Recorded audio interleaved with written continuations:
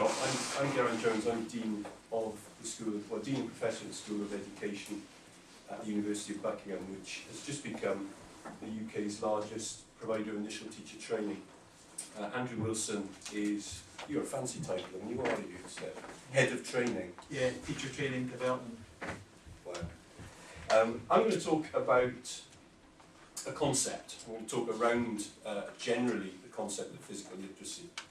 And Andrew's going to be far more specific and case study it in Scotland, because the STEP programme has been running for some 18-24 months up here and is having a huge impact. So I'm going to raise the profile of physical literacy, and Andrew's going to hone far more specifically into how it's working here.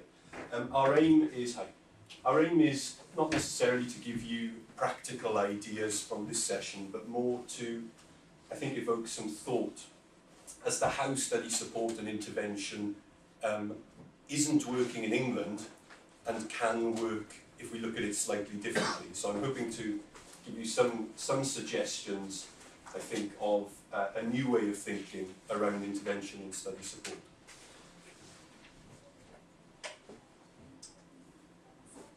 It would be useful if you could say hello to the person sitting next to you. Just introduce yourselves. And I'd like you to just very quickly, for the first minute, discuss from your experience. I'm presuming everyone's a teacher. Maybe some heads of departments, some heads even. But from your experience, I'd like you to discuss what you think the biggest or the main factors or proxies for kids learning are. And that can be anything from smaller class sizes, television, smartphones, quality of teaching, group work. What do you think has the biggest factor on learning from your experience? Just a couple. Anyone shout out? Okay, I'll start here. I'll go, yeah, because I was late, so I'll take that. So I was just saying that I am a nurture teacher at the moment. I've been teaching 12 years. I've always been in the classroom as a classroom teacher. I sort of got into it by accident, kind of, because I wanted to go part-time. It was what was available, and I've learned so much. And one thing that I've been able to reflect on is just how much children's social and emotional well-being impacts on their readiness to learn. And I'm very passionate about it, and when I go back into classroom teaching, it will certainly affect the way that I approach the teaching and learning. But I'm quite passionate about sort of. That's great. I'm going to pick up on the social element actually in this, so thank you for that. Great. Any others? Relationships. What was that? Relationships. Relationships. Thank you. Anything else? Any others that came up in your discussions? Let's have two more if we can. At the back. Class sizes. Class sizes. Yeah, the more personal interaction you have with that child. Personal interaction. Yeah. Okay. I actually, Yeah, dealt with what text I was choosing to teach that class. So I would pick a text specifically aimed at that class. And Okay. So differentiated work or differentiated curriculum. yeah, Yeah? Okay, great. I'm going to take you back 18 years. Picture what you were doing at the turn of the millennium. Everyone can usually remember where they were. I was sitting, you probably read about the Salisbury, the Russian nerve agent. I was actually sitting on that bench.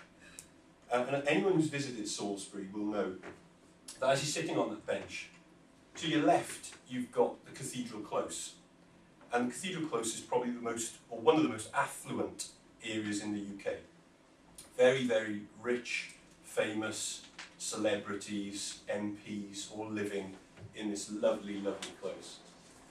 On the other side, and you can see both sides from the bench, you've got Bemerton Heath Estate. Bemerton Heath ranks as one of the top 3 most deprived estates in the United Kingdom. And the thing that you noticed from just looking left and looking right was that the kids walked differently, they looked different, they behaved different, and their aspirations were different, purely based on what side of the town they were living. Unsurprisingly, Salisbury was a grammar school area, and unsurprisingly, the kids from the Cathedral Close went to one of the 2 grammar schools. If they didn't get into one of the grammar schools, they'd go to one of the very smart independent schools nearby. The kids from the Bemerton Heath estate generally went to one of the secondary modern schools because they didn't pass the entrance exam to go to one of the grammars. So nowhere was it more evident, or has it been more evident in my 20 years, that the biggest influence on pupils' learning is the socio-economic group of the peer group of that child. That's the number one, and it comes back to Hattie. Anyone who's read Hattie, Invisible Learning, in the early days, that's certainly what he was saying, alongside quality of teaching, but it does draw on your point about the sociology, if you like, which has probably the biggest impact on attainment and future life chances, let's just say, young people. Now then, equally, nowhere was it more evident that these, let's just call them 6 for now, 6 proxies for learning, was so in your face as you were looking at both sections of a society. The kids coming out of Bemerton Heath, well, many of the kids are overweight. Very few were obese from the Cathedral Close, if any at all. The kids coming from the Cathedral Close looked healthy, they ate well, and I'd hazard a fair guess that they'd had a good breakfast. Kids from Bemerton Heath turned up to school having not had anything to eat, or actually stopped into Greg's and had a sausage roll in the morning. Attendance, look at attendance records, well above 95% at Cathedral Close, well below 90% at Bemerton Heath. Behaviour and attitude, aspirational on the one side, I want to learn, therefore I will behave. On the other side, I don't care. I don't have much of an ambition, I'm not going to get out of this postcode. Inevitably, concentration and focus was very, very different, largely because of attitudes to learning. I was appointed to try and do something about it. A couple of considerations I was having at the time, and have since borne true to me through my life in education. That we spend roughly in England £2.5 billion a year on intervention, pupil premium funding. So the money which follows disadvantaged children or vulnerable children or children with a special educational need, in addition to standards funding. £2.5 billion a year spent. Yet, the gap between those who are on free school meals for between 60 and 90% of their time and those who actually are not on free school meals has widened in the last 10 years. The argument being, how on earth can £2.5 billion worth of expenditure have no impact whatsoever on that cohort of children? Now, my hypothesis from that is actually I think we're doing something wrong and have been doing something wrong in England. I think study support in England, or where's the money gone? It's gone on diagnosis, because if you're diagnosed with a special need, you get more time in an exam. The money's gone on study support and subject-related intervention. So the theory being, okay, smaller group work or one-to-one sessions, doing much of the same, but doing it more on a personal basis and slightly changing the work perhaps to engage a learner. And let's spend quite a lot of money on teaching assistants. The biggest issue I find with teaching assistants in a class is if the assistant hasn't been involved in the planning process with the teacher, then it can actually be quite damaging to a pupil's independence, because I've inspected about 1,000 schools across the world. What I see is if there hasn't been that joint planning, the teacher can actually, the teaching assistant does a lot of the work for the child for them. It has a huge effect on independence. So a lot of that money has gone on what I class as effect intervention. So looking at an issue, let's just say an academic issue or an outcome issue, and trying to affect that issue with the same kind of thing, just in a slightly different environment.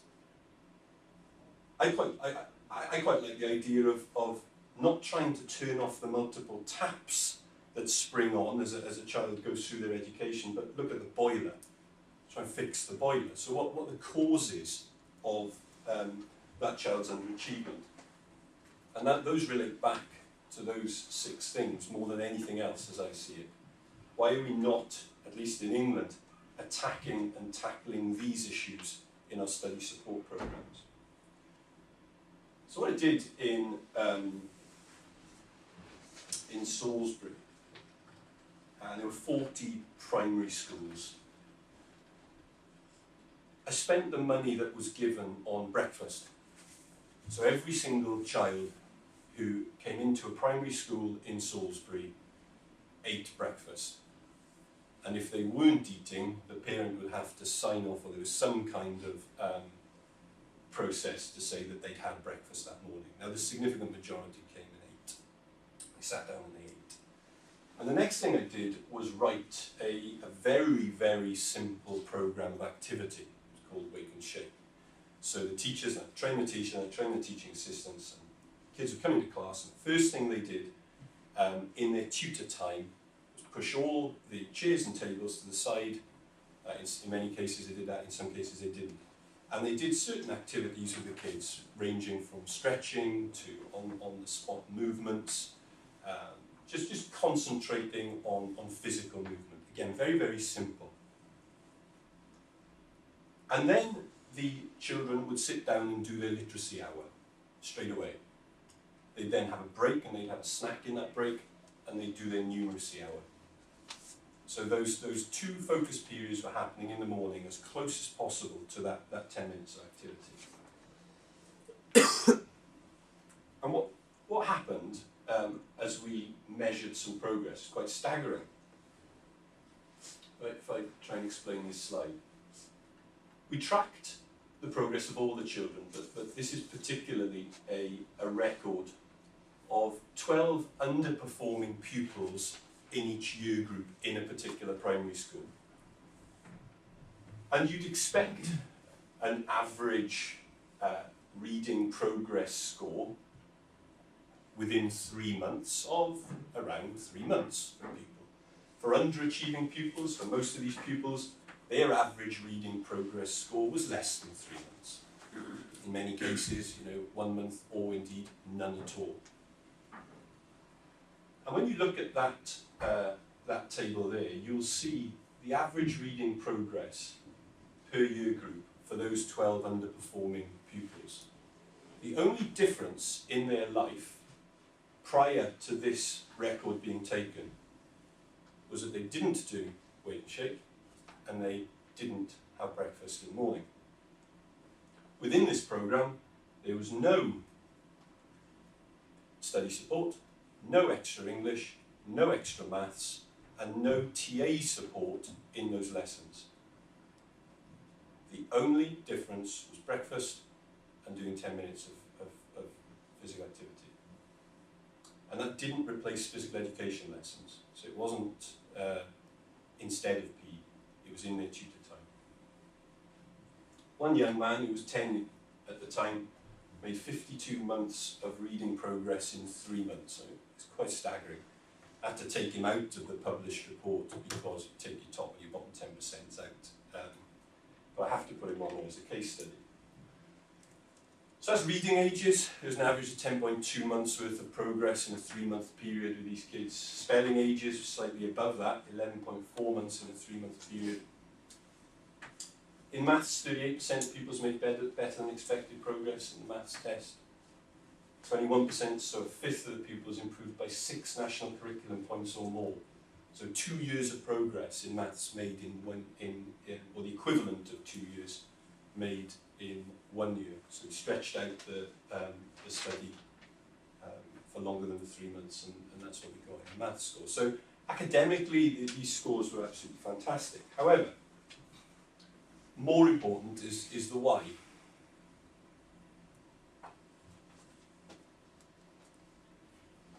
And these are what the teachers were saying. Billy wasn't getting kicked out of the class. Billy stayed in class. And Billy came to school more. George just concentrated more in lessons. Miranda wasn't hungry. Max stopped fidgeting. Wayne lost weight, felt better about himself. And Fabio had a better attitude to learning. He didn't moan about anything as much.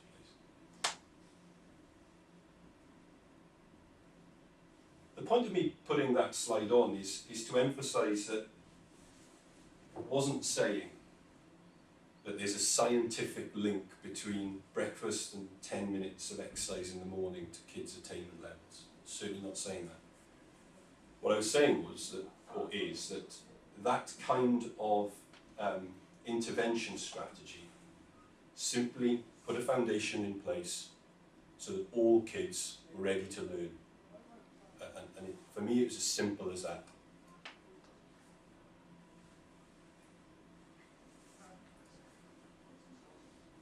I'm aware of quite a lot of money in Scotland coming into the system, especially to tackle the attainment gap, and the money is going direct to schools. There are a few things I've learned over 20 years when money becomes available. The politicians hold schools to account for that money. They want to know the academic results as a result of the money coming in. And so what happens an awful lot, and what happened an awful lot in England, is that the pressure turns into focusing on the academic results, on extra English, extra maths. And I class those as these quick fix solutions, which as a secondary school headmaster, by the time they're 14, if I'm still throwing these kids into intervention to try and get them through their GCSE exams, then it's not working. The stuff that's happening prior isn't working. The third point on that, again, at the very least in England, they're all considered swear words. Rigour, routine, challenge, failure, toughness, discipline, strictness, drill, practice, grit, perseverance, moderate stress, hard work, mastery of the basics. It just seems that they're becoming old-fashioned and we can't use those anymore. Yet, in real terms, a little bit of all of those, in my experience as kids, and especially kids up to 11 years old, the world of good. The issue, of course, as well, children less active, for me, equals children finding learning far more difficult. I'm just going to end it there. I'm going to hand over to Andrew, but there are 3 websites there, which if you are interested in physical literacy and how activity can have an impact, the top 2 websites give you examples of what's happened in Ireland, where they've transformed their entire curriculum and built practice around physical literacy. Now, is it a surprise that Ireland has come 5th in the 2015 PISA league tables for reading? 5th in 76 nations. The third is STEP, the STEP website, which Andrew is going to case study. And if Wake and Shake was like the Nokia, the first Nokias which came out, STEP is the iPhone X of physical literacy. It is probably the most sophisticated individual physical literacy program on the market. And like I say, it's been making waves in Scotland and in the US predominantly. So Andrew's going to case study that for us. Any questions at that point, folks? I'm just going to get my PowerPoint slide up.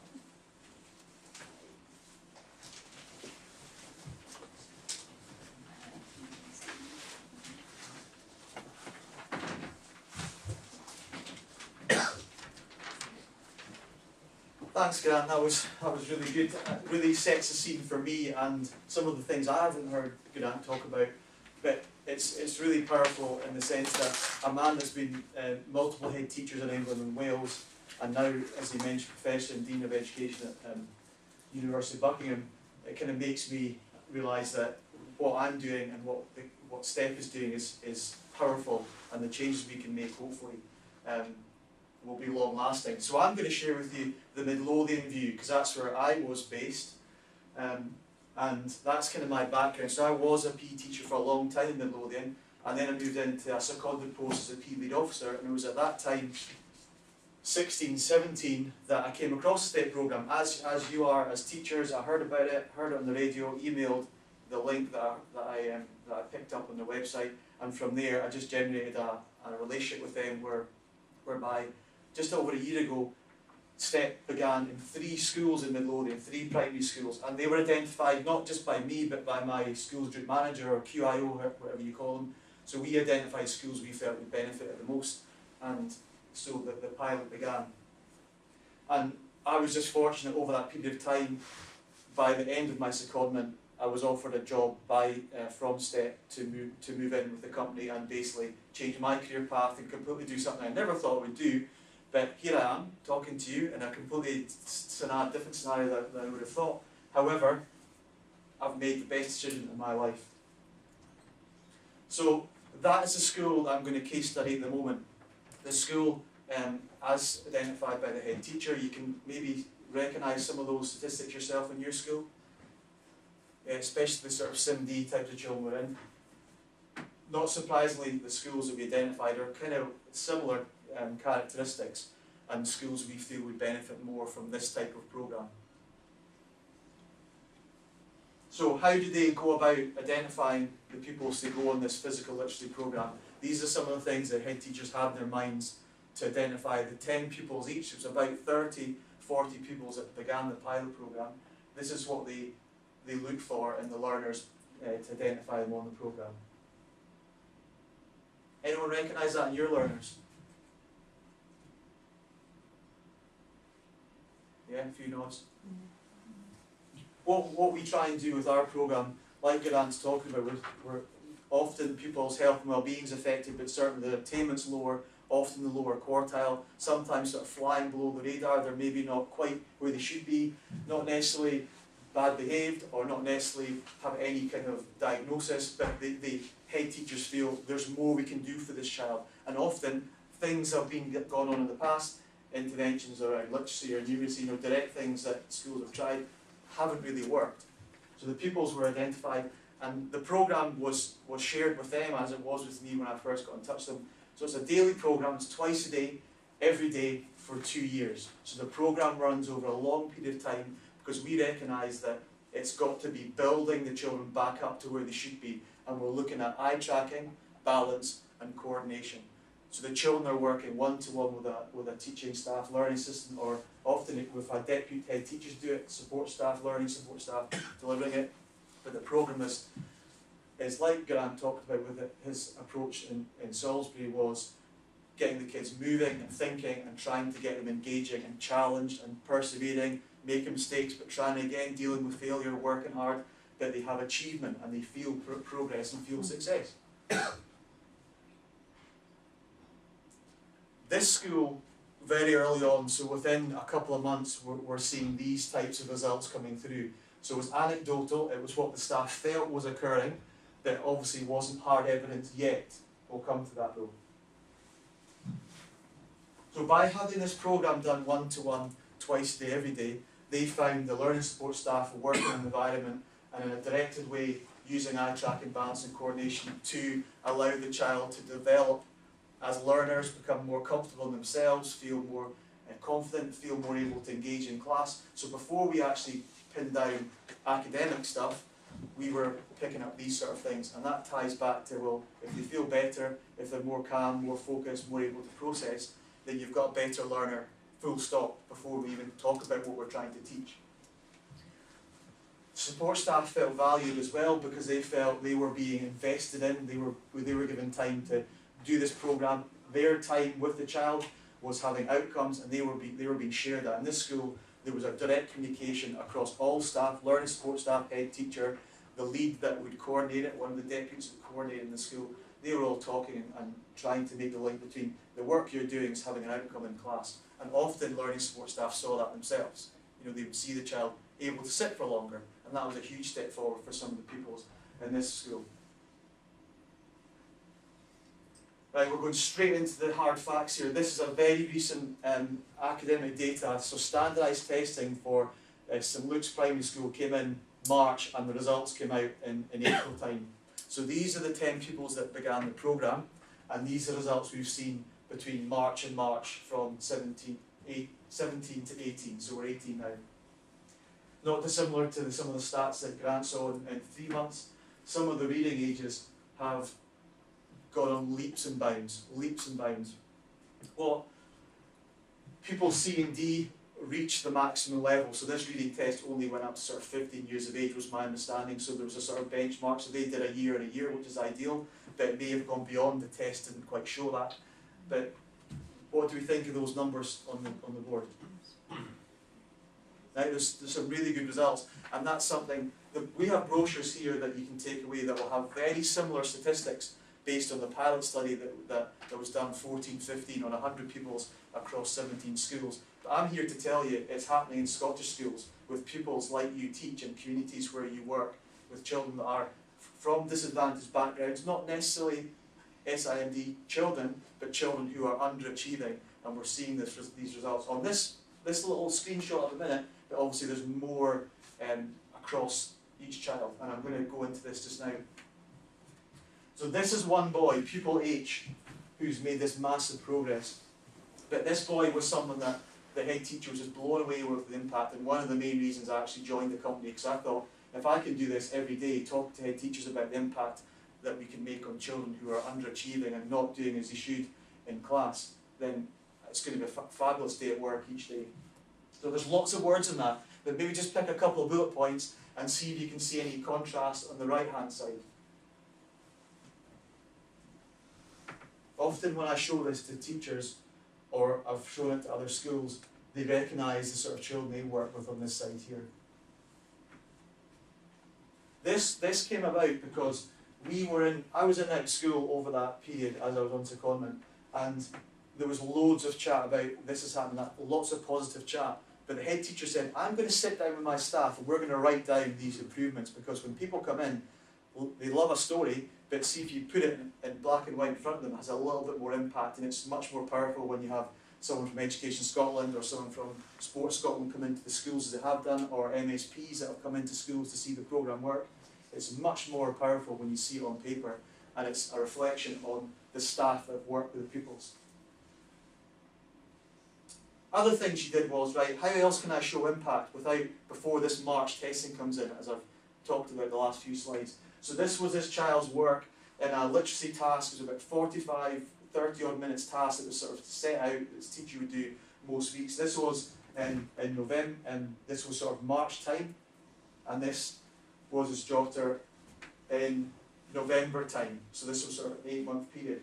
And the difference, it's certainly not perfect, although that's kind of how I did it, but ultimately the difference there is the child is sat, he's engaged, there's a lot more writing there, he's able to focus, he's able to concentrate, he's giving it a go, he's not giving up, he's not stopping where he maybe did before. The programme has allowed him to access learning in a way that's, certainly for eye tracking and coordination, it's definitely helped with his handwriting. Eye tracking for reading, and eye tracking even just for focusing on the board and be able to concentrate, and all the other factors around balance and coordination helps that ability to sit still. Wider impact in the school. So we've obviously got these identified 10 children that have been on this programme in this particular school, St Luke's in Midlothian, and these are the reflections that we've been sharing, or the head teacher's been sharing with visitors and with her educational team in Midlothian.